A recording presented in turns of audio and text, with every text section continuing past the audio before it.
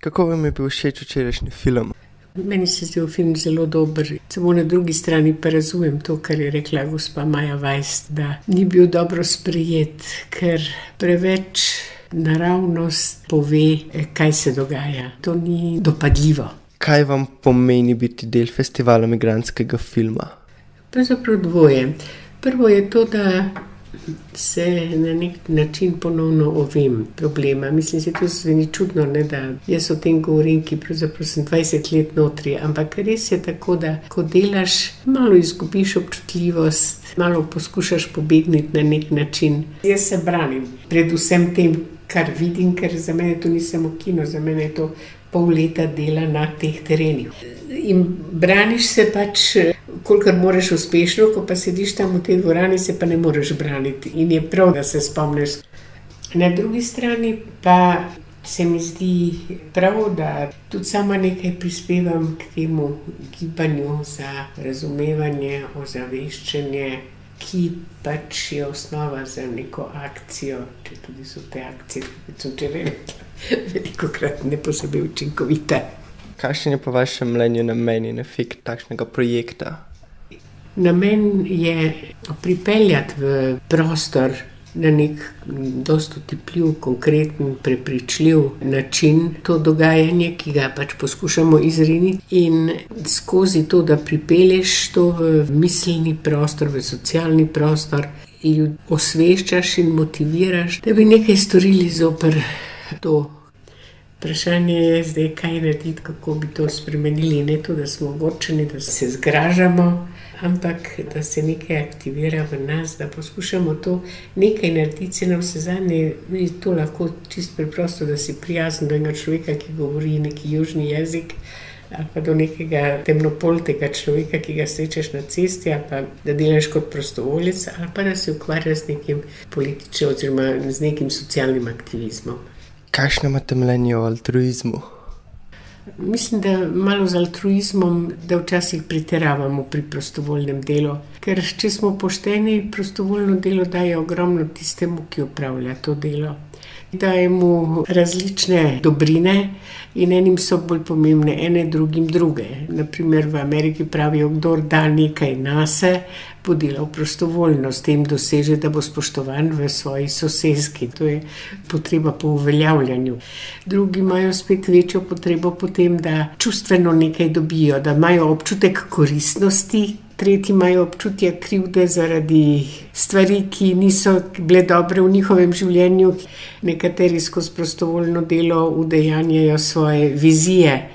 Skratka, hočem to povedati, da pri prostovoljnem delu je gotovo ta element prisoten, samo v kakšnem odnosu je do egoističnih dobrin, ki jih dobimo, je težko reči. Je pa res, seveda, so okoliščine, v katerih lahko govorimo o zares visoki stopnji altruizma, ko se človek odpoveduje svojim potrebam, včasih tudi svoje življenje postavi na tveganje. Samo to so bolj redke in izjemne situacije. Nasploh mislim, da označevati prostovoljno delo zgolj kot altruistično delo preprosto ne drži. Mislite, da je prvi vzgib prostovoljnega dela skrb zase ali skrb za druge? Mislim, da sama odločitev izhaja najbrž iz večjih pro in kontra motivov in potem se odločimo in gremo delati prostovoljno. Pa zopet, kot rečeno, je različno od ljudi in okoliščin. V nekaterih primerih bo res prvotna ta altruistična tendenca, pri drugih bo mogoče na videz altruistična tendenca, mislim na videz do samega sebe, da se tudi sami ne zavedajo, recimo, da jim je dolg čas, da nimajo kaj početi, da se jim zdi njihovo življenje nekoristno in pač zaradi tega iščejo nekaj, kar bi lahko osmislilo njihovo življenje. S tem vprašanjem sem začel, ker se zdi, da kapitalizem oziroma ideje kapitalizma vedno bolj vstopajo pa prodirajo tudi v to humanitarno dejavnost. Moram reči, osebno mene to zelo moti in prizadeva. Zdaj ta vstop kapitala v to področje, mislim kapitalske mentalitete ali pa obratno, vstop nevladnega sektorja in prostovoljskega sektorja na tržišče se kaže na različne načine. En način je tak, da pravila tržnega gospodarstva in tržišča vse bolj veljajo tudi za nevladni sektor, in vi se morate prodajati, promovirati, ogromno dejavnosti, energiji, denarja, gre preprosto za promocijo prostovoljstva in vse bolj se krči tisti dejanski substrat koristnega dela za drugega ali pa za skupnost. Druga stvar je pa to, da dejansko ta kapitalska mentaliteta ali pa neoliberalna mentaliteta z vrednotami doseči, dobiti, se povzpeti, res vstopa tudi v ta prostovoljski svet. Skratka, prikazujejo prostovoljno delo res kot nek mehanizem, ki ti omogoča socialno promocijo in da se na tržišču boljše prodajaš, čisto preprosto.